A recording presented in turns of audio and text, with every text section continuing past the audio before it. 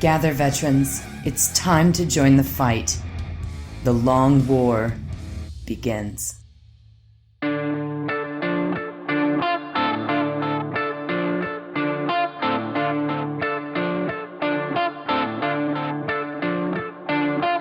This is The Long War. I'm Robbie B, and joining me once again are my partners in crime, Kenny Boucher, Mike Haspil, and Sean Naden.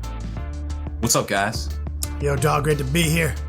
How are you now? What's going on? I'm just happy I wasn't muted when I was doing the intro. I flip a coin every time and expect it. I looked down to see if I was muted. I was not. So, I also have good news. I played 2 games of 40K on Saturday. So that is good news. Record. That is a Rob Baer personal best. I would have played 3, but I played the mini game before I got playing. That's not what you told me. Called Let Me Get All My Models and Figure Out All My Stuff. Yeah, there was a little bit of... Say the phrase you said. Just do it. She's watching. You're gonna get in trouble. Say it. I'd rather not. No, I got home and I stayed home. But I did waste a lot of time in the beginning that I could have probably gotten an extra. Girlfriend aggro. I did say girlfriend aggro. Here's the thing: if you guys are gonna play 40K today, don't make it 12 hours. Yeah, true. When you say I'm gonna go play 40K with my boys today, she doesn't hear I'm gonna be gone for 14 hours. She hears I'll be back in 3 hours. Relationship advice, next level painting. She's a new girlfriend then. Well, no, not really. What happened was with her work was kind of weird in the morning, and it got a little weird. So she was like upset because the day is just supposed to go one way, and then like work did a thing, and she's like WTF. And all these things and stuff, and it just like went sideways. You weren't there for her. What's that? You weren't there for her because you were out playing 40K. I was, yeah. Well, it was kind of prearranged, and Austin and Kinder came down. We were doing a bunch of play testing. Logic is irrelevant. Obviously, MGTOW don't have to worry about it. I'm teasing. Don't murder me. Don't stab me, please. Remember when I said I sent you a package? Yeah. I sent you a package. So I don't understand the reference. What did you put in that fucking package? I just got a package today, so I'm concerned.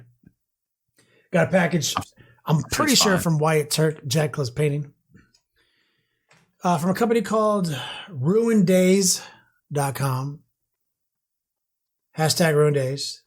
Eat a bag of dicks. And if you're watching this live, and if you're listening, you can hear. Put your headphones on. Turn your speakers up. If you're, I'm not gonna do it again.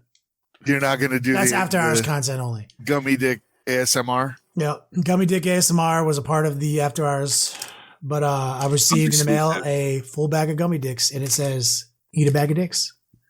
Nice. And so that concludes the dick joke part of our segment. So on to the poop joke part of our segment. So it turns out that these are gummy dicks, and if you can get like sugar-free ones, they tend to be like have a nuclear explosive laxative effect, which is pretty impressive.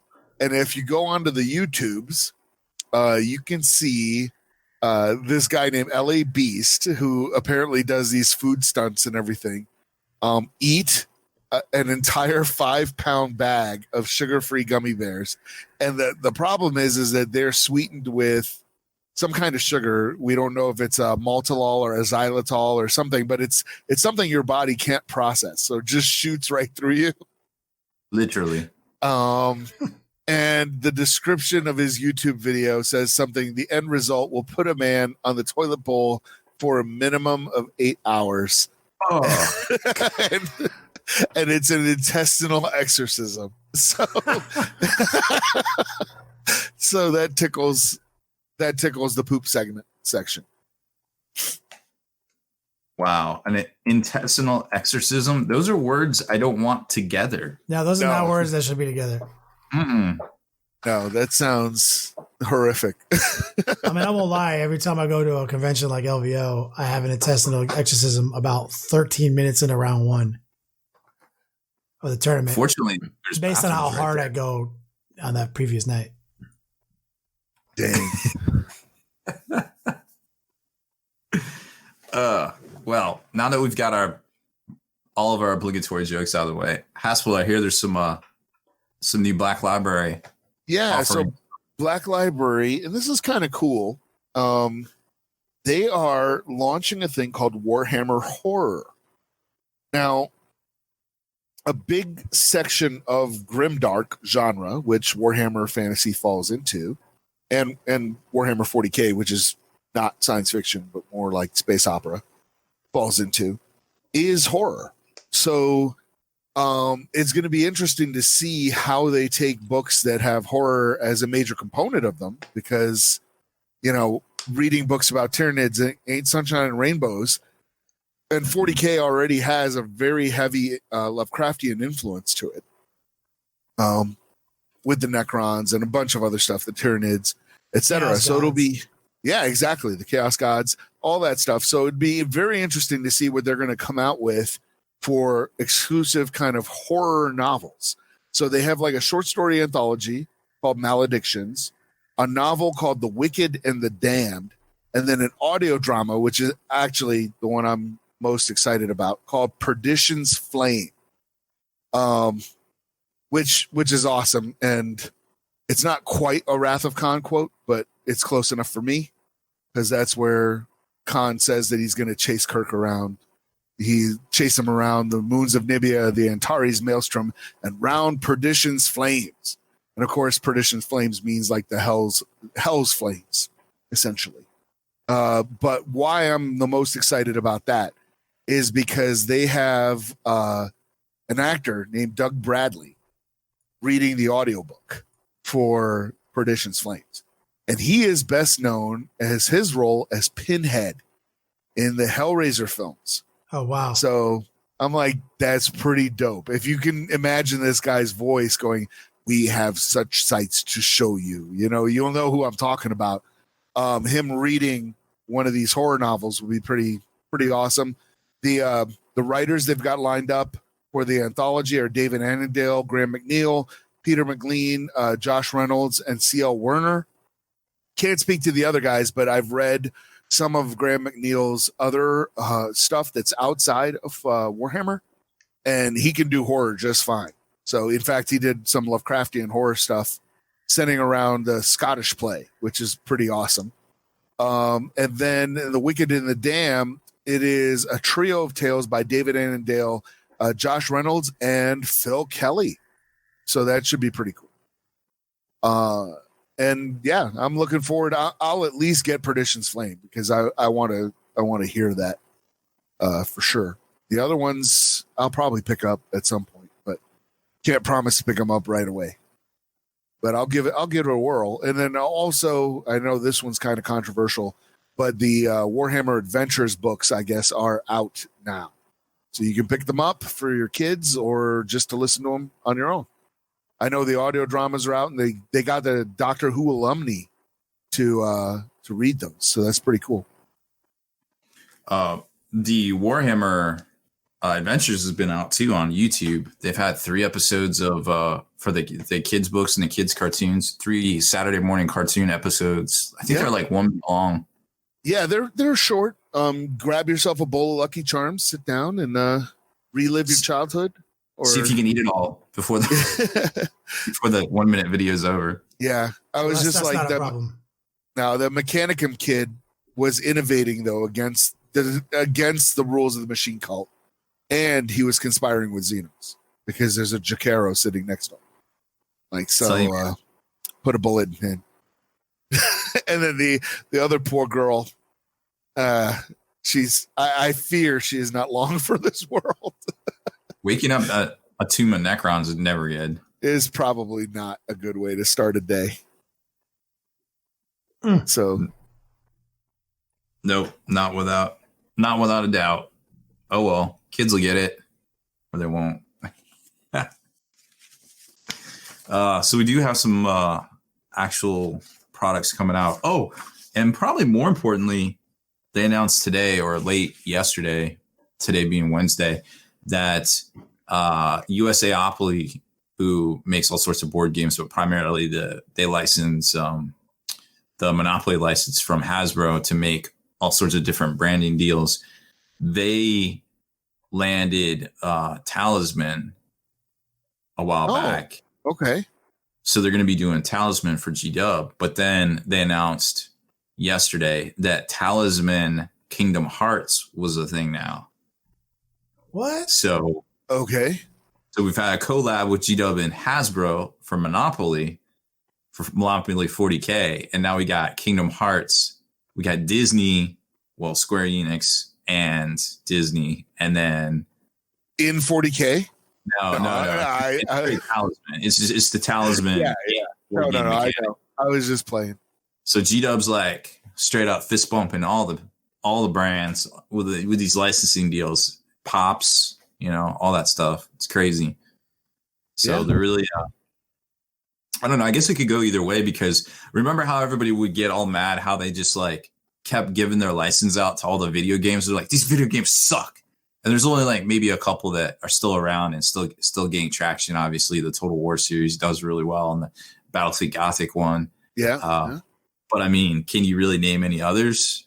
Yeah, Inquisitor, and I still play Inquisitor, and I play the Mechanicus one. I haven't gotten through that yet. I haven't had time. But I mean, there's been a lot more that have come out. There's a ton more. Yeah. Vermintide's really good too. Oh yeah, Vermintide's good. Yeah. So I mean, they've been getting better, but now we're kind of starting to see that like branching out, making the stuff you bought, the dishes, the pencil cases. Yeah. They're just going. They've got a whole website where you can just buy posters, 40K licensed posters, just everything out there.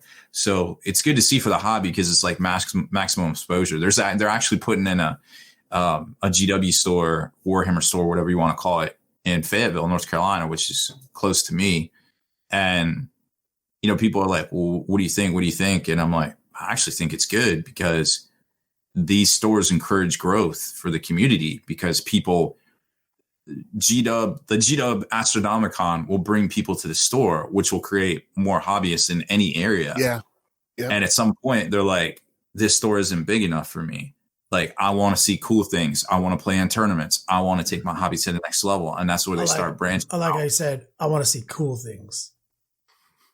Well, I mean, conversions are limited, right, in a GW store, because all the models in the store basically have to be 100% GW. So there are some limits from there, but it's a gateway to the game, and they have a lot more support to just focus on that game and have managers that are dedicated to that growth. 100%. Well, like Rob said, it's the brand. The brand alone will bring people in at the woodwork, people from their basements to a store. So it is good for customer acquisition all day, every day. And now they're being nurtured by a GW store. And eventually one day they're going to incubate into a hobbyist who wants more. Mm-hmm. So don't be threatened by one of these in your neighborhood. If you're a rogue trader, this is a investment in the future. Yeah. Yep. It's a very good thing. Now, if you're a game store that there's one opening in your town or near you, and I'm just saying it as a generalization, and maybe you're not as funded as you should be, or some other thing like that, like, whereas you could take that you're already struggling with margins or whatever, and you feel like that they're going to take customers, which I don't feel like, a lot of stores are like, so-and-so took my customer. And I don't feel like anybody is anybody's customer. It's a community. And I think that's a very important distinction as any retail owner operator to understand, is it is a community that you cater to. Nobody's taking or giving. That's a really good point. You cater to, right? Because like in this hobby, we go to we play tournaments at different stores. We play with different game systems at different stores. We bring our friends to different stores. There's geography involved. There's space involved. Like at the end of the day, it is a community. The community is going to go wherever it wants to go. It's your job to cater to them when they're at your store. Mm-hmm. I think that's a really good point. Well, I've always said for a very long time that a game store is a bar for nerds. It is a hospitality industry. You're not retail. A lot of people make that mistake. And in my opinion, it's not retail. It's not straight retail. It's hospitality mixed with retail. And that's a very important thing to try to remember too. I feel like when you look to maybe be a part of a game store. So these are all important things. And the GW stores coming to any area are good for the establishment and the creation of new hobbyists in that area, in my opinion. So I hope the best for the store coming into, the area here, because there's a lot of servicemen that come through the Fort Bragg area and, to pick up the hobby or get into the hobby. And there's always a constant rotation of folks through this area. It's a very interesting area to be part of. And they've actually done a lot of articles and papers about it, about how you can be very overqualified in this area and not find work because there's so many overqualified people. And long story short, it's a good thing. So I can't wait to see what happens here in a couple of months once it gets open. But we got new retail. We've got new releases for Games Workshop coming out next week. They're actually releasing separately now the work buggy that came in the Speed Freaks box. So it hasn't quite been 6 months yet, I don't think, since Speed Freaks came out. Didn't Speed Freaks actually come out in October? I believe it did. So Correct. That's pretty cool. Yeah, about 6 months now. So $45 for either of those kits, mix and match. I think you guys would probably say that the Shock Jump Dragster is probably the better of the two. But the better of the two hot, beautiful trash. Isn't it funny how the Genestealer Cult one is less garbage? Less garbage is because of its points. I actually have the models from the Speed Freak set. It was part of my Renaissance Man Award at LVO. There you go. But I couldn't bring home the whole game because everything else was too heavy to squeeze into my luggage. So I only brought home the models. I mean, I feel like you did what a lot of people did. I'd be shocked if more than, I don't know, one person actually plays the game. So I've heard every time I see somebody with the Black Fortress box that's actually painted up, I send them a message. If they post on Spiky Bits Hobbies or something, they're like, "Yeah, I did it," and I'm like, and I send them a message. I was like, "Hey, I'm just taking an unofficial poll. Have you actually played Black Fortress yet?"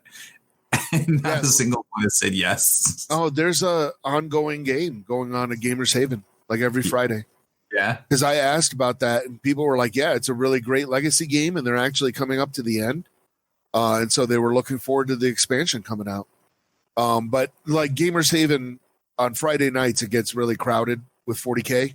So they have a Black Fortress game running so that when somebody comes in for a pickup game or, they're just waiting for a table or something, they can just jump into the Black Fortress game and play that.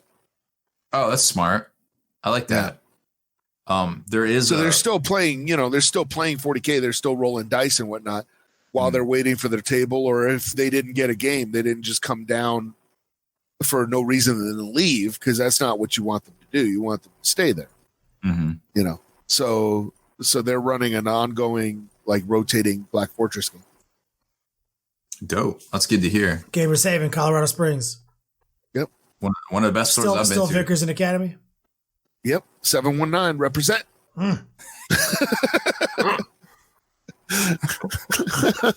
So both of those did they see Big Red? Yeah. Both those buggies are coming in hot next week. Necromunda Ambot Automata, $40. It's a pretty cool looking robot, very similar to the Ambull, but this one's for Necromunda, and it's a multi-part plastic kit, not that ETB that the Blackstone Fortress one is. So that'll be interesting to see how people pair that with, a lot of different existing robots out there. I imagine we'll see a few Castellan. What's the AdMech one? The robot? Exactly. Castellan robot. Castellan robots.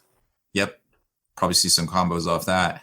And if you still haven't played Titanicus, I have good news for you. there are not one, not two, but 3 individual upgrade sprues coming out next week. So if you win, you make that big jump into the best game you're not playing right now. You corrected yourself. You're like, when you can upgrade your kits that you buy. You won't have to buy another kit to get that sprue. You can buy this kit to supplement your tiny Titan on the tabletop. So we got going back to day 1, got the volcano cannon sprue for the Warlord Titans. Then you've got the Reaver Titan weapons, the Gatling laser blasters. Those are, which one is that? That's the first one that came out. And then the Melta volcano cannon sprue, which also comes with a chainsword. That one just came out like in January. So you can supplement or mix and match whichever box you buy. You can get all of the weapon options for it. Of course, they'll be coming out with some Forge World resin upgrades at some point. Those are all, I think, let's see. The Titan one's 42 and the Reaver ones are 25. There's a new Legio Ethereans, the Tiger's Eyes, $18 decal sheet, and Necromunda's also getting some 40 millimeter bases. These are web store exclusives, so you'll have to order them direct through your local game store or just pick them up off GW's site straight away. But that is all the things that are coming out for pre-order this week. Now, last week we saw the Ambull, which also has a little packet inside for Blackstone Fortress and a little Crackerjack prize in there. I don't know what it was, but I shook it, and there's a lot of stuff in there. So hopefully the people at the Haven get the expansion and get to play for that. And, of course, they came out with, for in game stores, you could get Severiana Rain, that new Finecast Black Library miniature that just came out. Ooh, Finecast, you said it. I said it. Yeah. Haspil's voice says it all. So we'll recycle a piece of content we did in the webcast because we do have Haspil here, who is far more knowledgeable about resin. The rest of us, being the proprietor, some epic props in his Beats Lab, and not to mention the one of the sickest display boards I've ever seen in history that he made for our Imperium themed army at Adepticon a few years back. So Finecast, to my knowledge, not being an expert, was initially designed to convert old pewter molds over to resin, which is what I thought exclusively why it was garbage. It's because you were making something do something it wasn't intended to do. But Haspil has more insight on that. Yeah, it's like the reason that they came out with that liquid green stuff and everything is because when you're trying to use resin in these kind of spin cast molds that they built for pewter, the RTV rubber that they're using is rated way high to take all the heat of the molten pewter. Mm-hmm. So what winds up happening is you wind up with a lot of bubbles in your resin. And these machines that are spinning these molds around are pretty big. And there's really 2 ways to minimize the bubbles in your resin. One is you vacuum pump all the air out of a certain area, and that will actually get rid of the bubbles because it's vacuum, right? So it makes the miniatures outgas and they get rid of all the thing. Or you can pressure cast it, which makes the bubbles super, super tiny, and to the point that they don't really affect anything. When you don't do either one of those things, you kind of wind up with the situation that we have with Finecast, where there's like bubbles where you get this weird, and they were also using a weird hybrid kind of resin where they were trying to keep things flexible enough. But at the same time, you get this kind of resin is brittle most of the time. You know, it's a hard plastic. So that created a kind of like no-win scenario almost, you know what I mean? Where you couldn't really work with it super well and everything like that. And I was a bit shocked that the Severiana Rain model was a Finecast model. And I think it stemmed from, I think GW underestimated the demand for this model. It should have been a plastic. Like, it should have been a plastic clamp pad. But I think they underestimated the demand for how many people really wanted this model, this commissar. Well, and the reason you say that is because it costs a lot of money to develop that type of plastic. Yes. And so you have to balance that versus predicted sales. And you think that simply GW didn't value the sales of this model enough to justify developing the plastic?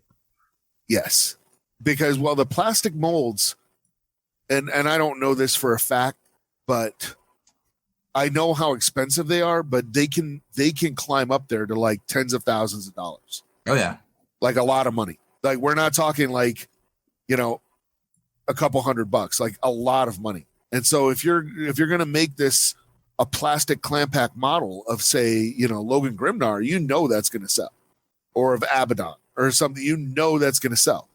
I think with this Commissar, they're in uncharted territory. They're definitely testing the waters to see, how are people going to adapt to a female Commissar, even one that's known from Black Library as a pretty good character.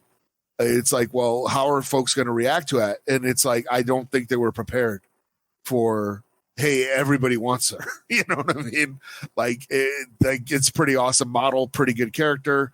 It's like, gimme, And was the other Black Library released model, the Inquisitor, was he also Finecast? He was. So was that also a similar mistake where they're thinking this is a temporary run, so they want a cheaper mold to begin with?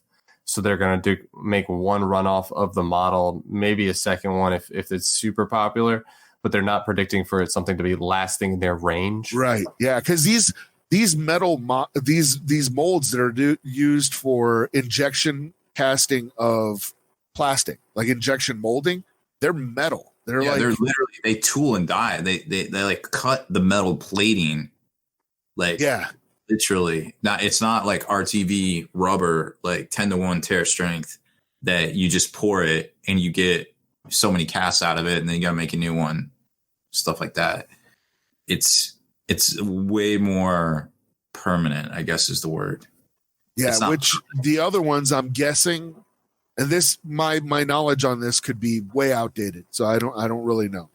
But I'm guessing they have, if it's hand sculpted, they sculpt a 3-up, then digi scan it into a CAD program that reduces it to 28 millimeter scale. They use some kind of 3D printer to print it out using some form of green stuff or just, a kind of 3D, whatever the 3D printer is putting out. And then they take a mold of that. And that's what the Finecast is being put into, as opposed to the other molds. There's some folks in the chat saying that the molds today cost cheaper than they did 5 years ago. But I would imagine that they're still expensive. Oh, they say they use ceramics now. Okay, and not steel. That would make sense. Well, either way, we can definitely agree that there's some sort of cost-benefit analysis going on, and they felt like that was the best way to go. And they did. They've even rebranded Finecast as Finely Crafted Citadel Resin, according to their website. They had to get a new name because they fucking dropped the ball. Like, GW is an innovator in the plastic scene. We've said this before. Sure. Nobody makes plastic like they do. But they used to make the sickest resin as well with Forge World and everything. They were at the forefront of that. And now they're not. They're like second tier now. So many other companies have come out dedicated to that process, producing a far superior product. I mean, like I said, Wargame exclusive, Artel Miniatures, Creature Caster, GT Studios, one of my favorite ones now, 3D Art Digital. Some of these guys are producing ridiculously high quality resin, clearly superior to what GW and Forge World are doing. I'm just always shocked that GW just wouldn't go to someone like, I don't know, Creature Caster, who's putting out a product every other month at a higher level, and be like, all right, can we retain your services or buy you? Because unless you do something better than rebranding Finecast, people are still gonna be upset about that quality because it's just not as good. I was really taken aback. I tried to give it an accurate review on my YouTube review, and I was like, hey, look, this is that they actually cut the molds correctly, for this material. Like, if they're not trying to use the old spin cast stuff or whatever, you can tell that they're taking the time to do it, but they're still using this resin. And literally it went 25% comments about the armor plating because people are people and they want to talk about that. But 75% of the comments were F Finecast. And I was like, oh, we're still on that. Okay, that's fair. All right, let's talk about that. And like everybody had something to say about it. It was crazy. Everyone has a nightmare experience with Finecast. And what we have in the chat, Motley, I hope I'm pronouncing it correctly. He has clarified stuff. He works in plastics, so he knows this stuff more than we do.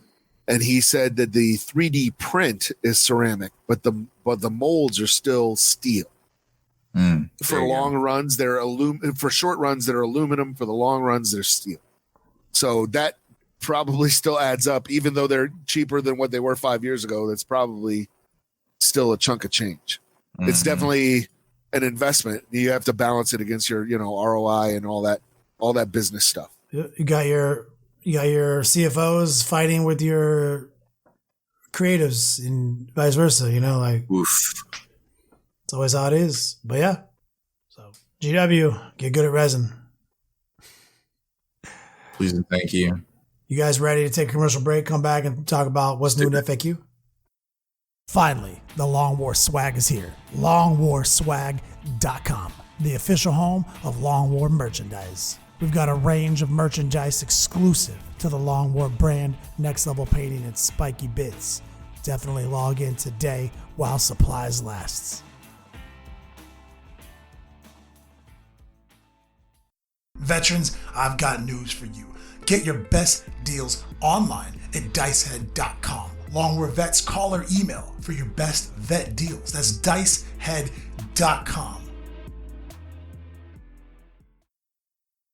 elricshobbies.com is your exclusive portal to upgrading your hobby. When you sign up at thelongwar.net, you gain an instant promotional discount good for 10% off at Elric's Hobbies. elricshobbies.com. Dear veterans, quickly, make your way to thelongwar.net and find out how to reap your hard-earned spoils of this long war.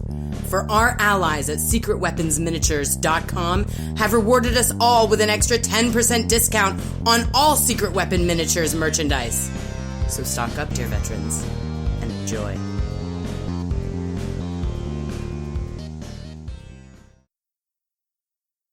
And we're back. Sean, what's new in the FAQ? There's actually a lot of good stuff in this GW FAQ. A lot of the day one FAQs for the new codexes have been maybe 3 bullet points in a line detailing something and not really covering. But the Genestealer Cults had a lot of questions because, like we've talked about in the show last week, they're a completely new codex with a completely ground up rework of how their rules worked. So the FAQ has a lot of things covering things we talked about last week as being questionable points. Starting with those jackal bikes. They fixed the wording in how their unit is constructed. Now it includes the word up to 4 additional bikes, up to 8 additional bikes. So you're no longer restricted to 4, 8, or 12. So that was a big thing to throw in there. But the main things are a plan of generation in the making, which is their Agents of Vect. That is a once per game strat, which is, I think, the only way you could balance this strat compared to Agents of Vect. Because Agents of Vect in the Dark Eldar Codex for Eldar, they don't have access to brigades. Their battalions cost more points for the most part. So they were only able to do, I think, Vect once, pushing twice a game. At 3 points and with the girth of a Genestealer Cult Imperial Guard lineup, you could build multiple brigades, a brigade and multiple battalions. And even at 4 points, you could have cast this power at least 2 or 3 times a game. No problem. Without changing how your army works. Still able to do some of your regular combos. So I think making it once per game brings it more in line, makes it powerful without being able to shut down an entire army's strats for an entire game. That makes sense. If it was just 3 CP with the girth of their CP generation, could have been abusive AF, because as we've talked about before, Agents of Vect is one of those stratagems I don't personally believe should exist. I believe that when you build a game as innovative as this, where all the special rules are behind a paywall, accessed only by the currency that is command points, you shouldn't have other paywall purchasable items take other people's abilities away to access the paywall. I don't like it. Okay, it's here to stay. GW has a difference of opinion. Good job. You made Agents of Vect 4 CP in an army that it's not as easy to generate that pool. And for an army that can readily available, has billions of CPs potential, keep it 3 CP, 1 use only. I like it because they've done that with a lot of other powerful stratagems. So I like that they each have their own way of doing it. And GW had the foresight to realize that not all Agents of X are created equal. So you're right. I didn't think about it like that until you broke it down. I was like, that makes fucking perfect sense, man. Yeah, and they actually covered the once per game thing too, in relation to using this strat against once per game abilities in this FAQ, where they said, so if you use this against Tide of Traders, that doesn't take your ability away to use Tide of Traders the rest of your game. Oh wow! So is that going to be a precedent? So precedents that are here. Yep. So I think if for example, if you were to get Vect, if Vect was used against the Genestealer Cult blocking power, they can still use it again. So now you can Vect. You can still use his. And so are you saying now, because the way we were playing it was when people Vected my Tide of Traders, we took that as the instance. I couldn't do it again.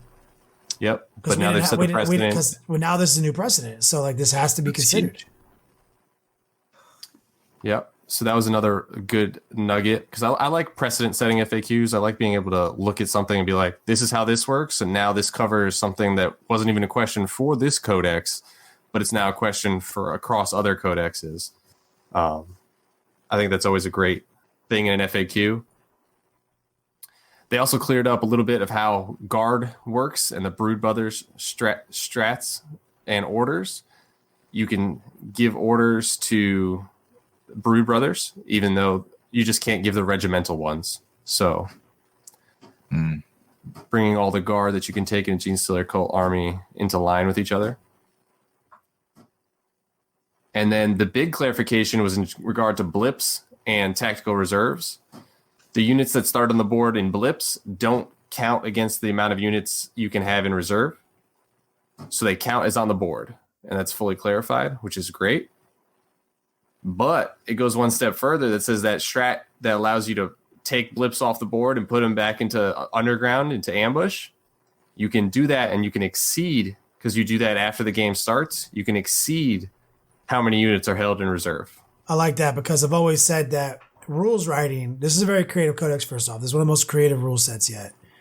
We've always said that when it comes to a game system like this, it's kind of permissive kind of rule set. We should the balance would be, here's the kind of the skeleton of like what everyone's capable of. We skin that to each faction, each race, and then we kind of delve into the narrative and give everyone a cheat code. That's the spice, right? And that's how I would design it. GW does that sometimes. They do it kind of inconsistently. I don't think they have a flow chart that says that, but that's how I would do it if I was in charge. And that's a perfect example, in my opinion, of a really creative set of rules. They have similar tools to everybody else: the shoot twice, the fight twice, the +1 to wounders, ability to go into reserves. They've got now this Vect, this new tool that now is the second time we've seen it, but this is a cheat code. That's Genestealer Cult cheat code. I love it. I think that's brilliantly done. This is probably one of the most innovative, like I said, I stand by it. First 8th edition codex in 8th edition. Genestealer Cult. Yeah, it's a total ground workup, and it's really nice. They clarified that blips can't be placed on top of other blips. So they really covered a lot of the big questions in regard to blips and how cold ambush works in this FAQ. It was a pretty robust FAQ. 2 full pages right out the gate. It's pretty nice. That is pretty good. Makes me happy to hear. Pretty good shit right there. What's new in the FAQ? Genestealer Cult. You still stand by it, Sean? Get Genestealer Cult changing the game? Yeah, I think it's going to put a lot of pressure on players. I think this will fully realize the horde meta we see going forward, because orcs are still fresh. I think orcs are still strong, and this, you add this into the mix, and you're going to have a lot more models on the board. I think both those armies interact well with the Castellan list, and can make up a good strong meta, and you have to plan for it, because they're gonna have Genestealer Cult's gonna have some tricks that shake up how you regularly play. And the first time I think you see them, you're going to be confused. Then the second time you see them, when you see them played by a really high level player that's adapted to a lot of their tricks, it's going to break down how your army functions. And then you're going to have to rework a lot of armies. That makes you happy. Speaking of reworking a lot of armies, last segment, Dice Hammer GT this weekend.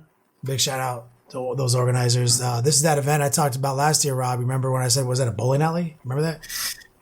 I think you got iced like 10 times. It was brutal.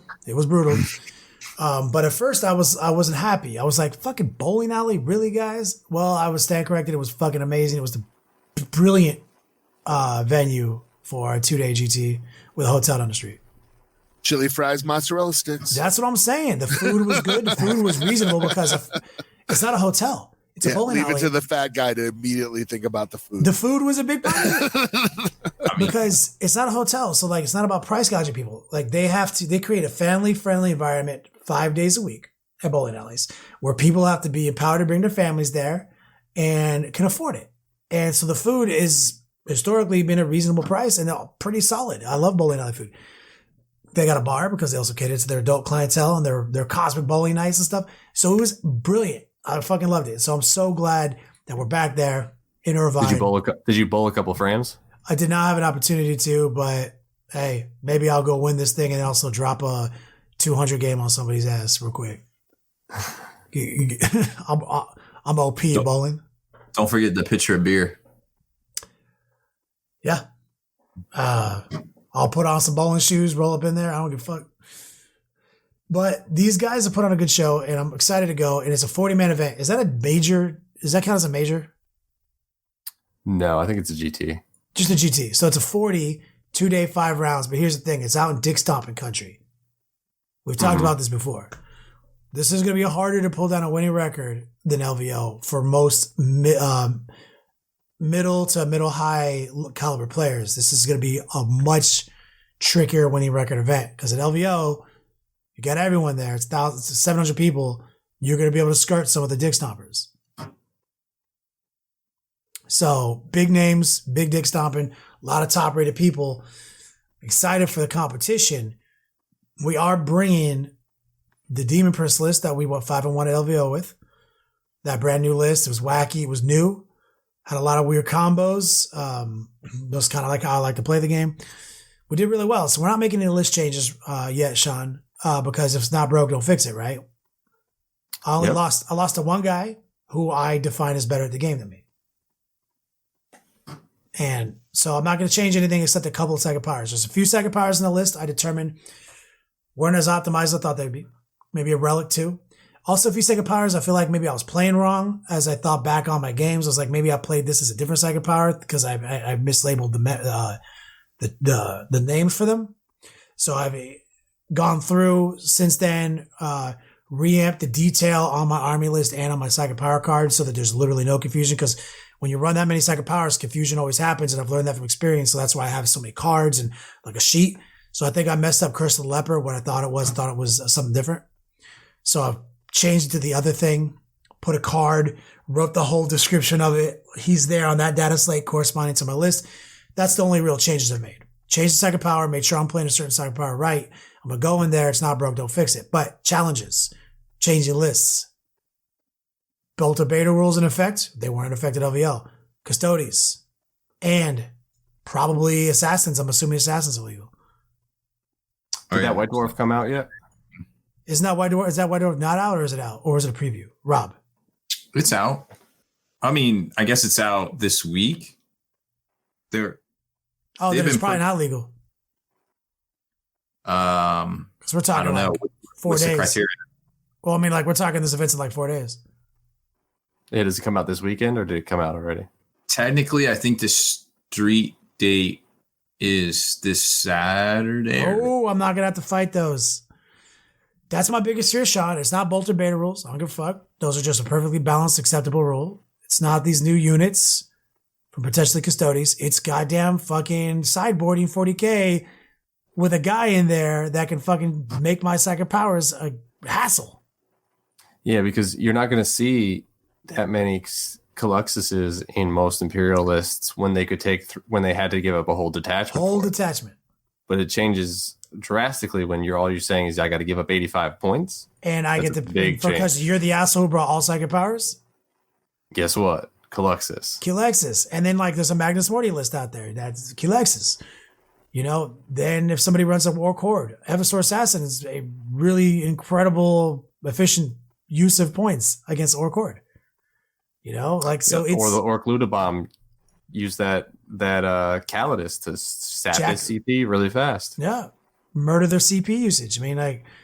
I think that the assassins, honestly, the biggest thing I'm afraid of as a chaos player who's heavily reliant on psychic powers, that'd be my biggest fear. But I don't think we're gonna be playing that.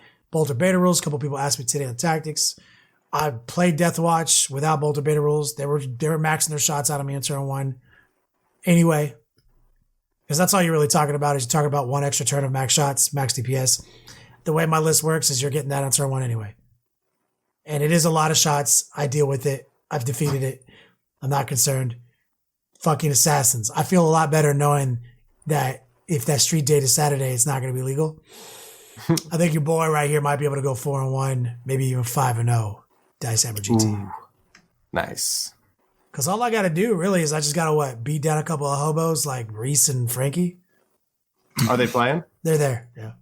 Nice. That's basically a free win at this point, right? Shots fired.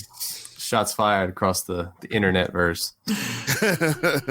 Yeah. You heard me. You heard me, Frank. Reese has been playing his Marines and Scouts list pretty long and strong now, I guess. He says he's doing really well with it. That's what I heard on his show. It's really good. And he plays Robbie G. Ain't nothing wrong with that. He plays Robbie G and fucking... Which, if we review LVO, that's the stuff you had trouble with, right? That is my biggest weakness is a Robbie G list, especially if it's got a null zone. Which I'm sure it does. He does. He has Tigurius. Yep. I think instead of playing that 200 game of bowling, you should just play Reese. extra hours for all the marbles. Yep. Well, how funny would it be if we both just get crushed and we play in the final round and we're like, whoever wins this game wins the tournament. Everyone's like, no, you guys suck at 40K. You play each other. Yeah, I'd be like, you guys are actually the two ringers. Yeah, no, that's actually a good list. That's my biggest fear. My biggest fear is a Robbie G gunline list. Robbie G reroll everything is really difficult for me to interact with, and Robbie G himself kills Infinity Demon Princes. Nova Knight says that the assassins are legal for the event.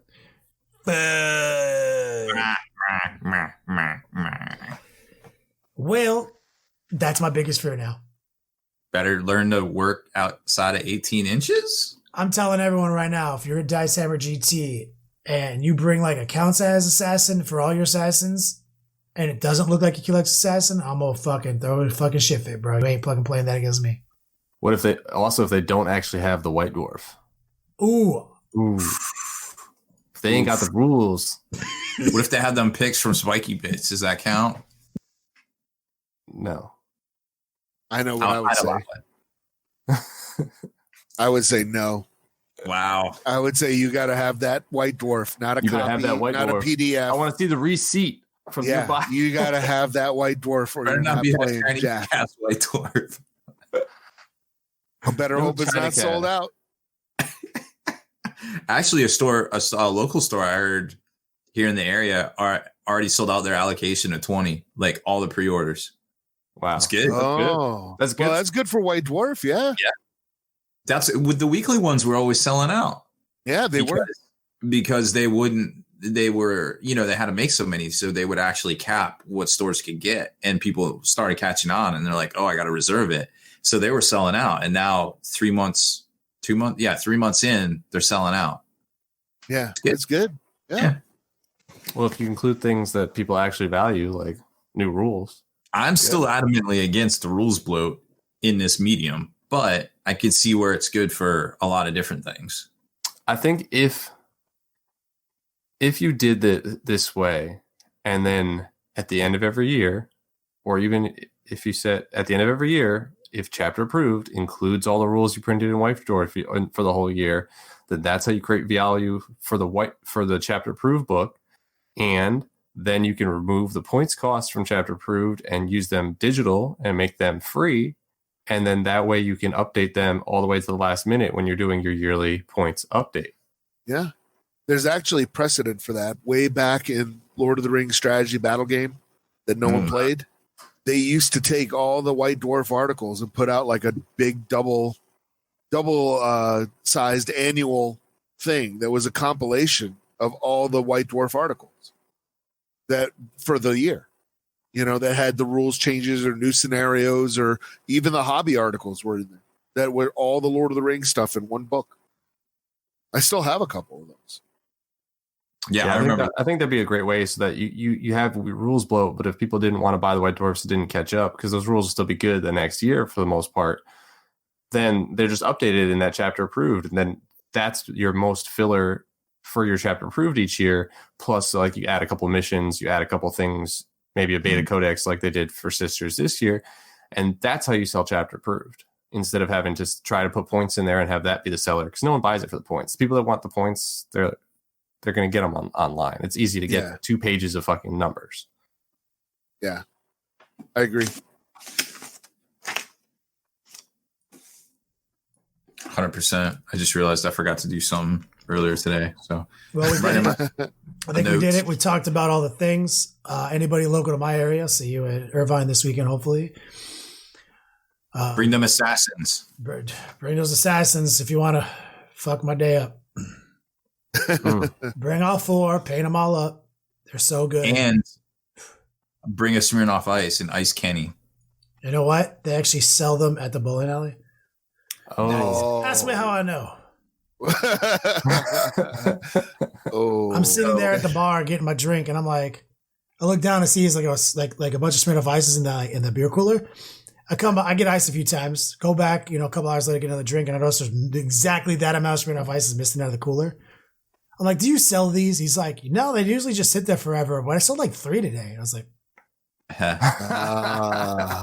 So what you got to do is you got to walk in, buy them all, and then you're immune. And then you could immunity. I love it. Genius. Yeah. My man Sean is a true Renaissance man. I think if you actually ask somebody to see their White Dwarf, their copy of White Dwarf, they're pretty much obligated to reach out of their bag, grab their White Dwarf, but put a Smirnoff Ice inside the White Dwarf and hand it to you. Say, open it. If it comes out that same day, who's going to have it? Well, a lot of people already got their subscriptions. God damn it. I'm teasing. I don't care. We all know the rules. I don't give a fuck. I'm not going to disallow you from... Your psychers are all fast enough to avoid it for the most part. Yeah. It's a single model that you try tip with 3 Nurgling bases, and it never leaves combat for the rest of the game. Computer, call on Haspil to take us out of here. Wherever I go, the wind follows. The wind smells like rain.